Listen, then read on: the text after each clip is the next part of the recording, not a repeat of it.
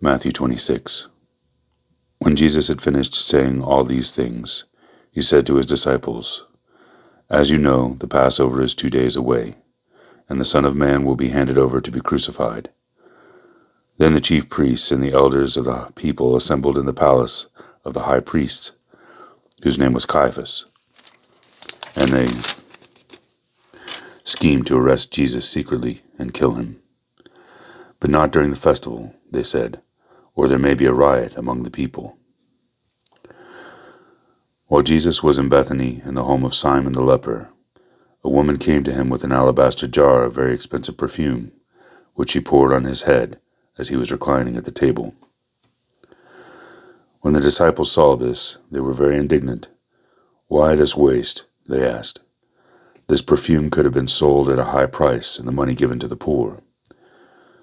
Aware of this, Jesus said to them, "Why are you bothering this woman? She has done a beautiful thing to me. The poor you will always have with you, but you will not always have me. When she poured this perfume on my body, she did it to prepare me for burial. Truly I tell you, wherever this gospel is preached throughout the world, what she has done will also be told in memory of her." Then one of the 12, the one called Judas Iscariot, went to the chief priests and asked, "What are you willing to give me if I deliver him over to you?" So they counted out for him 30 pieces of silver. From then on, Judas watched for an opportunity to hand him over. On the first Sunday of the festival of unleavened bread, the disciples came to Jesus and asked, "Where do you want us to make preparations for you to eat the Passover?" He replied, "Go into the city to a certain man and tell him, 'The teacher says, my appointed time is near. I am going to celebrate the Passover with my disciples at your house.'" So the disciples did as Jesus had directed them and prepared the Passover. When evening came, Jesus was reclining at the table with the 12, and while they were eating, he said, "Truly I tell you, one of you will betray me." They were very sad and began to say to him one after another, "Surely you don't mean me, Lord." Jesus replied, "The one who has dipped his hand into the bowl with me will betray me. The Son of Man will go just as it is written about him. But woe to that man who betrays the Son of Man. It would be better for him if he had not been born." Then Judas, the one who had betrayed him, said, "Surely you don't mean me, Rabbi." Jesus answered, "You have said so." While they were eating, Jesus took bread, and when he had given thanks, he broke it and gave it to his disciples, saying, "Take and eat, this is my body." Then he took the cup, and when he had given thanks, he gave it to them, saying, "Drink from it, all of you. This is my blood of the covenant, which is poured out for many for the forgiveness of sins. I tell you, I will not drink from this fruit of the vine from now until the day that I drink it anew with you in my Father's kingdom." When they had sung a hymn, they went out to the Mount of Olives. Then Jesus told them, "This very night you will fall away on account of me, for it is written, 'I will strike the shepherd, and the sheep of the flock will be scattered.' But after I have risen, I will go ahead of you into Galilee." Peter replied, "Even if all fall away on account of you, I will never." "Truly I tell you," Jesus answered, "this very night before the rooster crows, you will disown me 3 times. But Peter declared, "Even if I have to die with you, I will never disown you." And all the other disciples said the same. Then Jesus went with his disciples to a place called Gethsemane, and he said to them, "Pray. Sit here while I go over there and pray." He took Peter and the 2 sons of Zebedee along with him, and he began to be sorrowful and troubled. Then he said to them, My soul is overwhelmed with sorrow, to the point of death. Stay here and keep watch with me." Going a little farther, he fell with his face to the ground and prayed, "My Father, if it is possible, may this cup be taken from me. Yet not as I will, but as you will." Then he turned to his disciples and found them sleeping.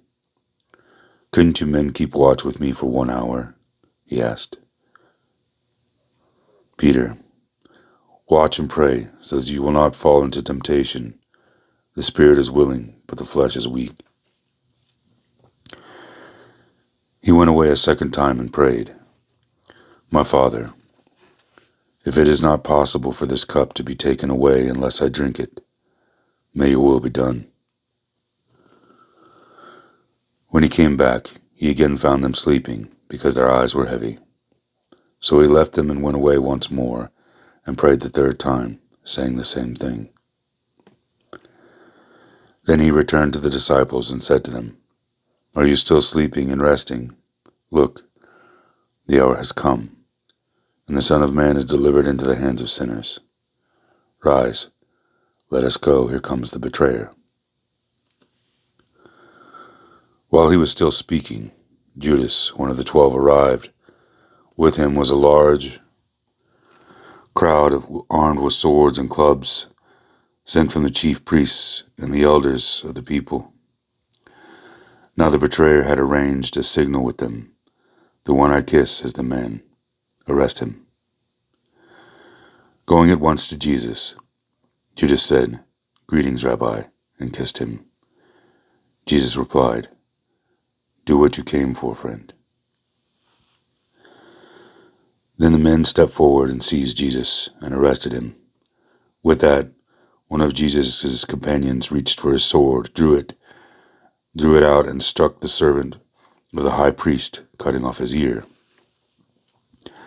"Put your sword back in its place," Jesus said to him, "for all who draw the sword will die by the sword. Do you think I cannot call my Father, and he will at once put at my disposal more than 12 legions of angels?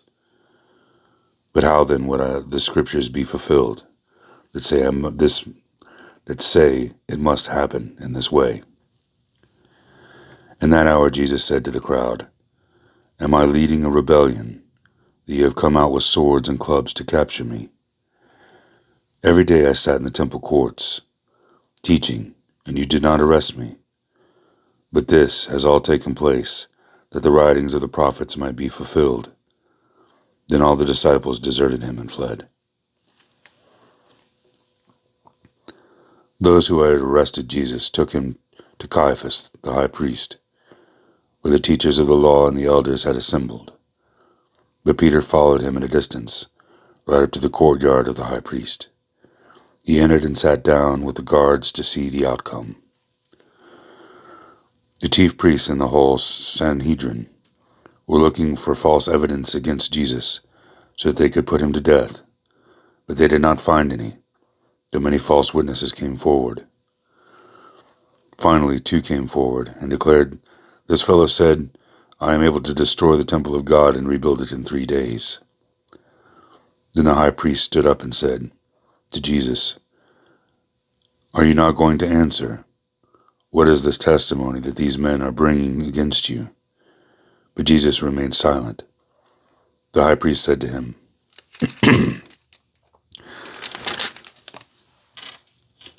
"I charge you under oath by the living God.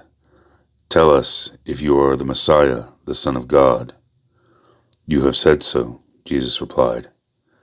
"But I say to all of you, from now on you will see the Son of Man sitting at the right hand of the Mighty One and coming on the clouds of heaven." Then the high priest tore his clothes and said, "He has spoken blasphemy. Why do we need any more witnesses? Look, now you have heard the blasphemy. What do you think?" "He is worthy of death," they answered. Then they spit in his face and struck him with their fists. Others slapped him and said, "Prophesy to us, Messiah. Who hit you?" Now Peter was sitting out in the court, And a servant girl came to him. "You also were with Jesus of Galilee," she said. But he denied it before them all. "I don't know what you are talking about," he said.